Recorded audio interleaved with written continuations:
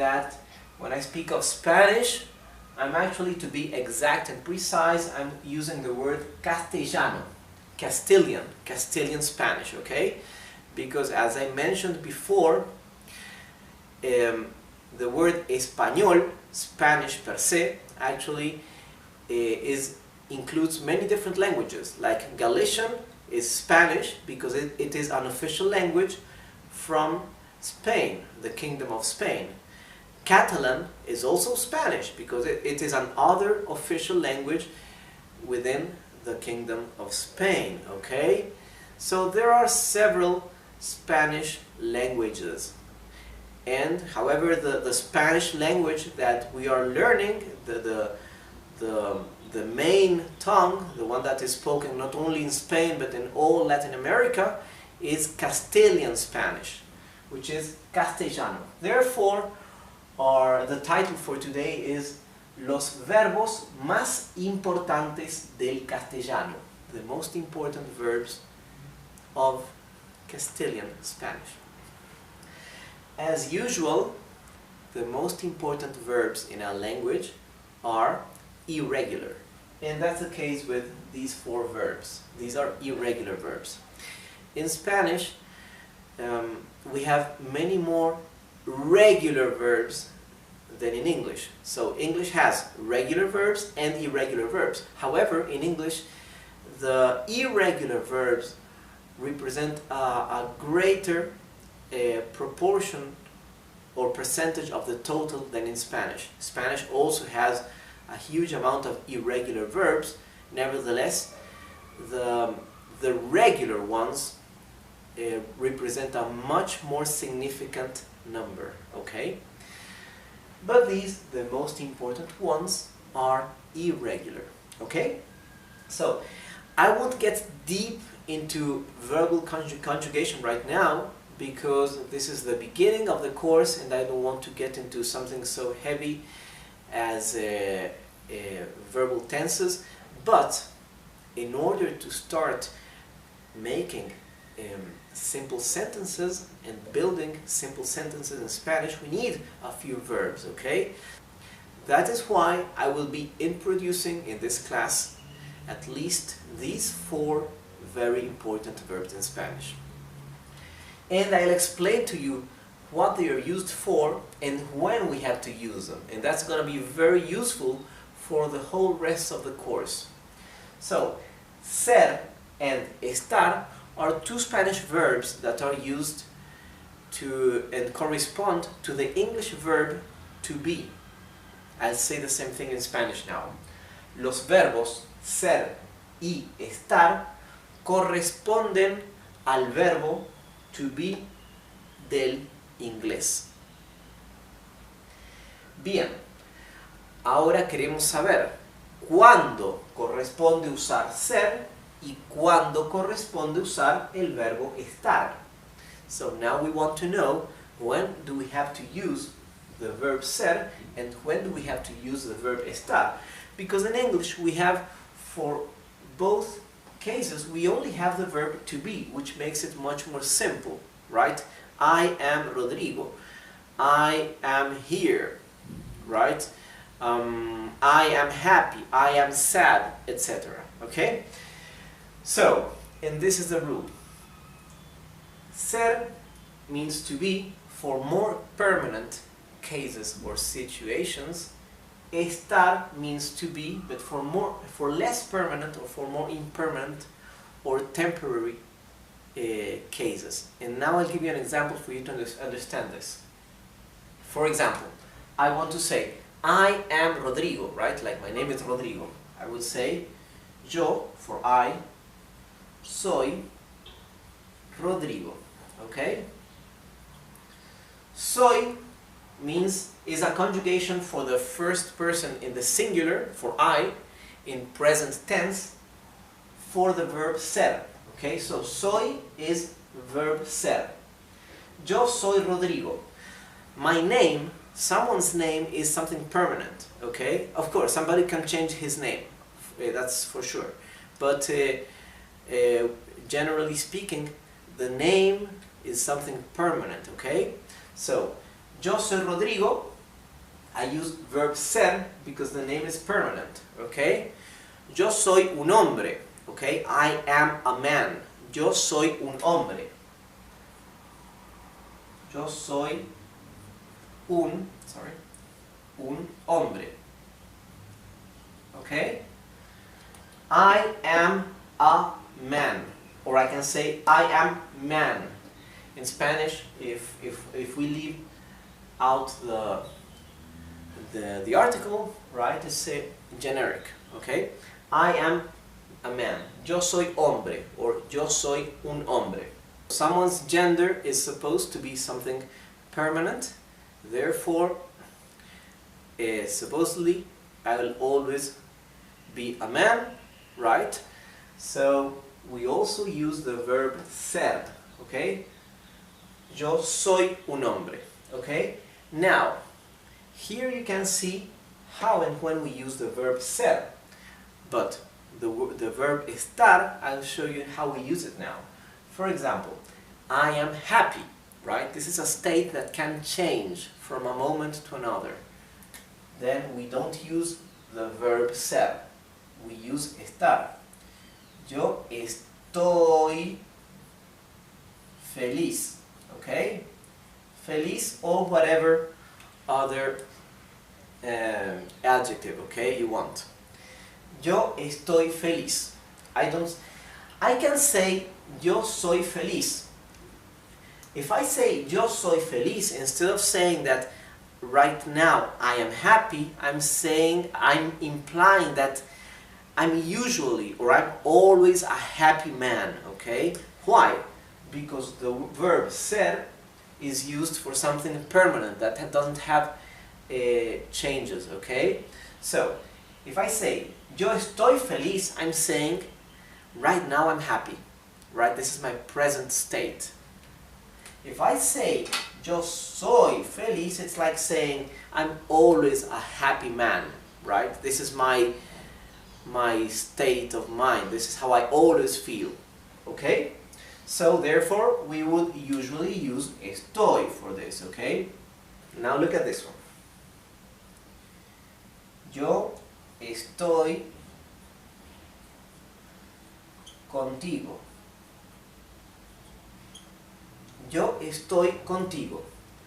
I am with you. Contigo means with you. Okay?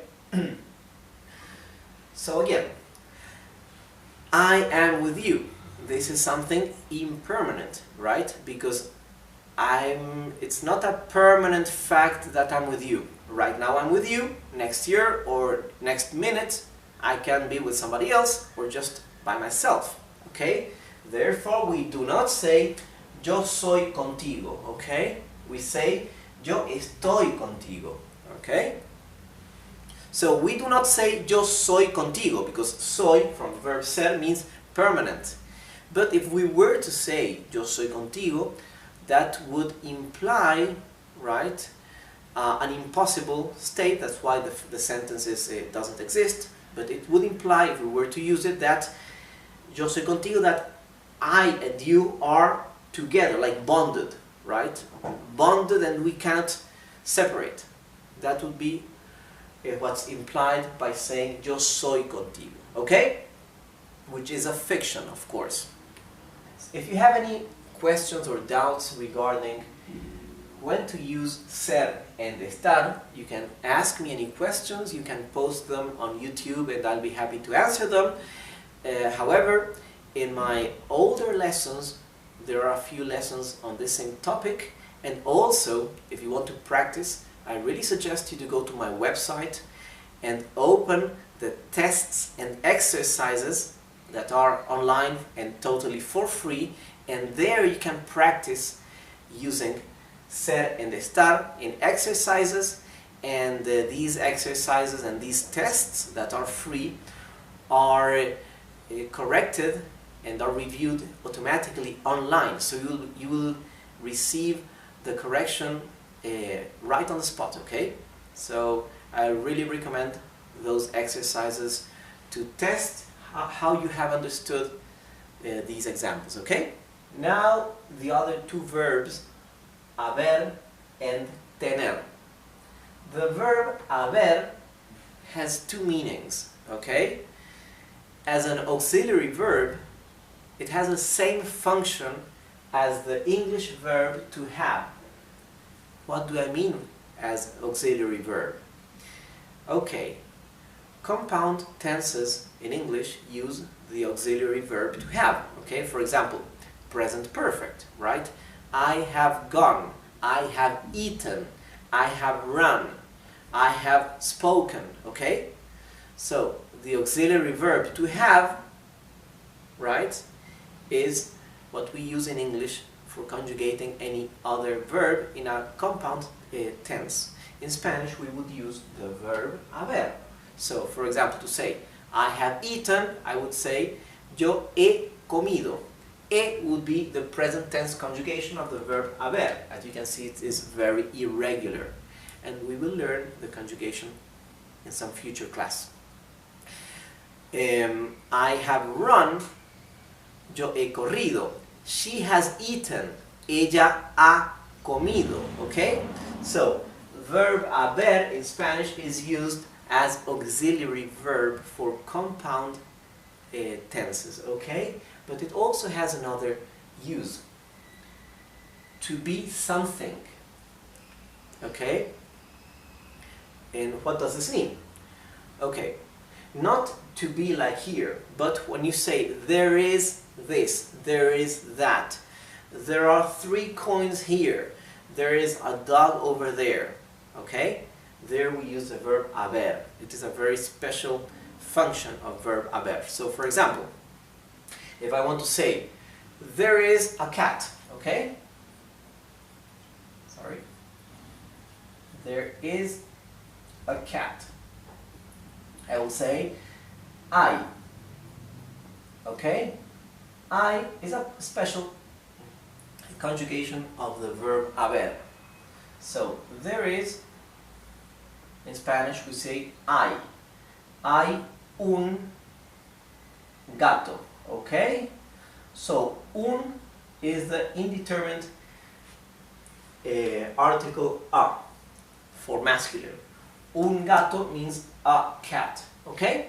If I want to say a female cat, right, I would say una gata with a at the end. Una gata for feminine, un gato for masculine, okay? Hay un gato. If I want to say there are many people, there are,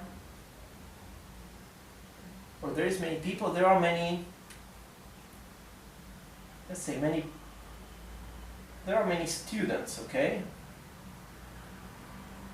There are many students, I would say hay muchos estudiantes.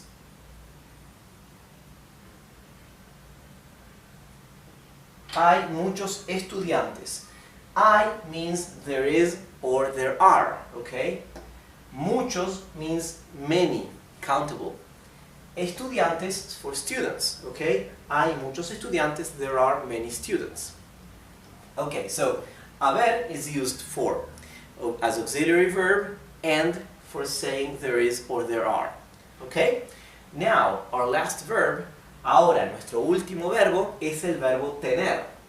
¿Para qué usamos el verbo tener? What do we use the verb tener for? Okay, tener literally means to have something, okay? Not as an auxiliary verb as here, but as the verb per se, okay? So, for example, let me erase the whiteboard to make some space.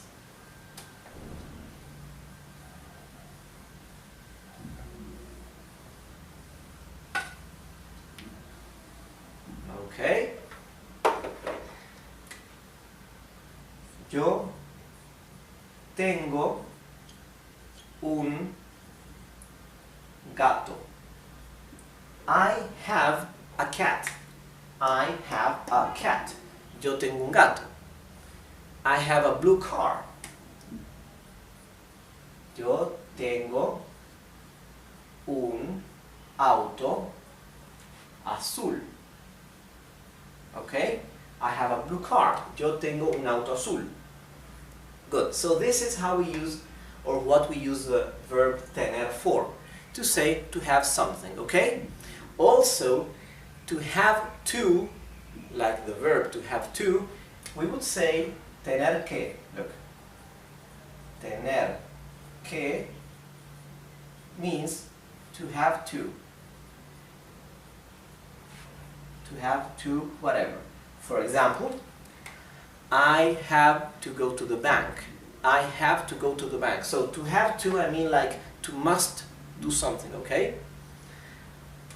So we would say tener que. For example, yo tengo, which means I have, que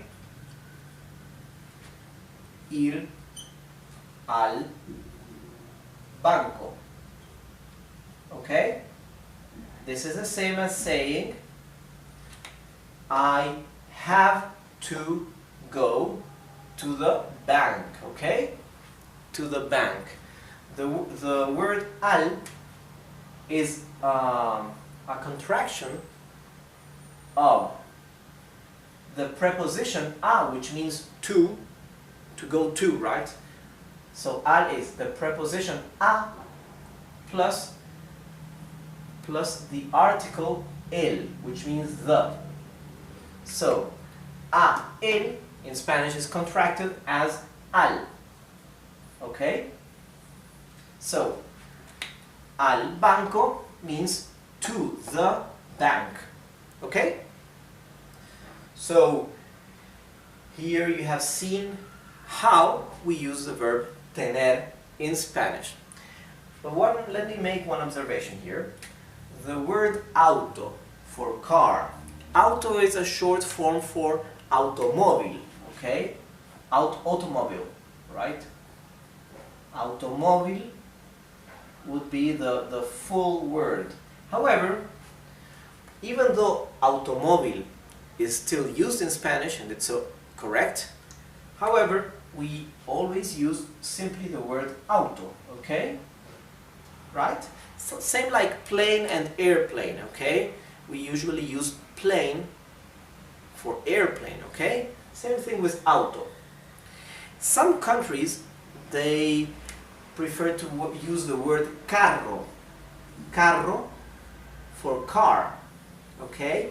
And it's okay. So in some countries, when they want to speak of a blue car, they will say el carro azul. Many other countries, they would use the word auto. And personally, I believe the word auto is more appropriate because auto comes from automóvil, which you know what it means. It's the cars that are in the street. However, the word carro is a more ancient word, okay? And literally it means cart or chariot, okay? So the word carro, while correct and chosen in many countries, it's a more generic word that can be used for car or cart or chariot, or even used for stroller, okay? The stroller for a baby is also called carro or carrito, which would be the diminutive for carro, okay? So that's why many countries prefer the word auto, which is more, which is actually targeted to the automobile stuff, okay? The cars that are in the street, the modern cars, okay? However, you can choose any of both, and remember that when you're reading or speaking in a Spanish-speaking country, you can actually hear the word auto or the word carro. I'll explain the same thing in Spanish now. Recuerden que cuando estén en un país de habla hispana, Spanish-speaking country, país de habla hispana, podrán escuchar la palabra auto o la palabra carro, pues ambas pueden ser usadas para lo mismo. Both words, ambas palabras, pueden ser usadas, can be used, para lo mismo, for the same word, okay, for the same thing.